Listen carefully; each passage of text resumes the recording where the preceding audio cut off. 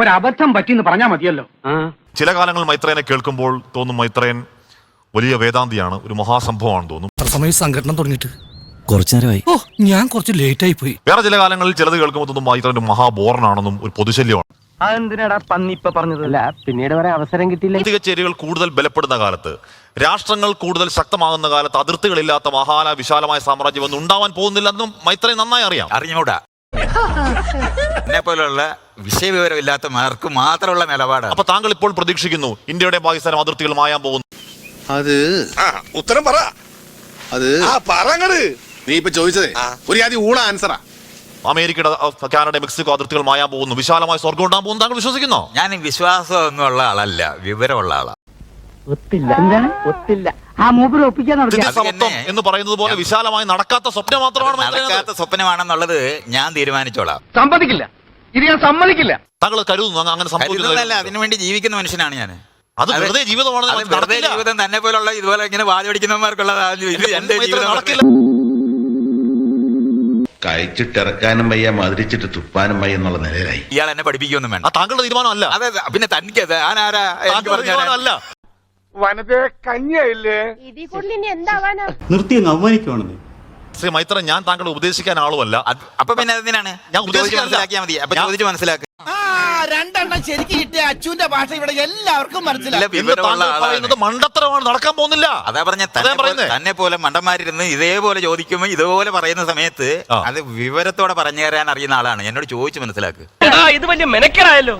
എഴുതാപ്പുറം വായിക്കാതെ ആശാൻ പറയുന്നത് കേട്ട് പഠിക്കണ്ടേ ഉണ്ണി. സോക്കോൾഡ് മയക്കുമരുന്നുകൾ, അതിന്മേലുള്ള ബാൻ നീക്കണമെന്നും അത് ലീഗലൈസ്ഡ് ആക്കണമെന്നും താങ്കൾ നേർക്കുനേർ പറയുന്നില്ലെങ്കിൽ താങ്കൾ ഉദ്ദേശിക്കുന്ന അതാണ്. പാപം പറയരുത്, കഞ്ചാവെന്ന് നിഷേധമായിട്ട് പറയരുത്. ഈ ശിവമൂലി കണ്ടുപിടിച്ചത് സാക്ഷാൽ പരമശിവനാണ്. നിരോധിക്കുന്ന ഒന്നും തന്നെ ലോകത്തില്ലാതാകത്തില്ല. അത് രഹസ്യമായ ഒരു ലോകം ഉത്പാദിപ്പിക്കും. കോമൺ സെൻസ് സീരിയലാത്തോണ്ട് എവിടെ പോയാലും ഇവൻ നോൺസെൻസ് മാത്രമേ സംസാരിക്കൂ. ചാരായം നിരോധിച്ചപ്പോൾ ഞാൻ പറഞ്ഞതാണ്, ഇത് ക്രിമിനൽ കുറ്റമാണ് നിങ്ങൾ ചെയ്യുന്നത്. ആഞ്ജനേയ സ്വാമി, ഇത് കെമിക്കലാണ്, പ്യൂർ കെമിക്കലാണ്. നിങ്ങൾ എന്ത് പറഞ്ഞു? പ്യൂർ കെമിക്കൽ എന്ന് പറയുന്നത് ലോകത്തൊരു സാധനമില്ല.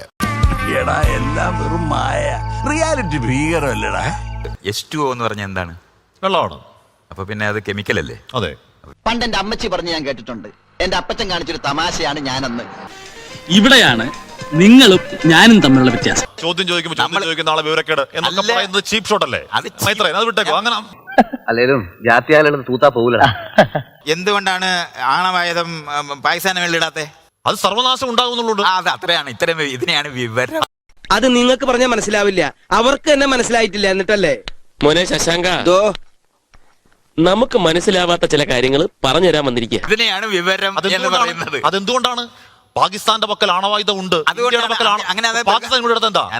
എന്താണ് നിങ്ങൾ ഈ കുണു കുണു കുണു എന്ന് പറയുന്നത്? ആറ്റം ബോംബ് ഉണ്ടായാൽ ഉടനെ ഇടും എന്നുള്ളതാണല്ലോ തന്റെ നിലപാട്. അല്ല, എന്റെ നിലപാട് അങ്ങനെയല്ല.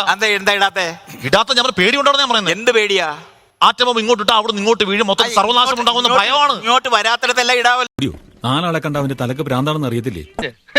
പൊട്ടന്റെ മുമ്പിൽ ശങ്കൂതണമാരി ഞാൻ ഈ കാര്യം പറയാൻ തുടങ്ങിയത് വർഷം കുറയായി.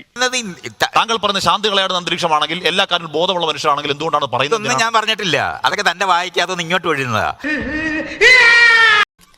എന്റെ നമ്പരായി എനിക്കുള്ളത് മേടിച്ചിട്ട് വരാം. ആദ്യം മൈത്രൻ സാർ മനസ്സിലാക്കേണ്ടത് നിങ്ങൾ വലിയൊരു കോപ്പല്ല. എന്തിനായിരുന്നു ബേജാറാവണ്? എന്തെങ്കിലും ആവട്ടെ.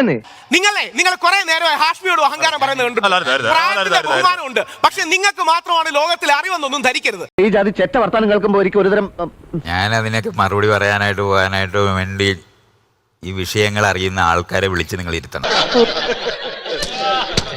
എനിക്കൊന്നും ആയില്ല. എനിക്കെല്ലാമായി തൃപ്തിയായി. വരട്ടെ അളിയ.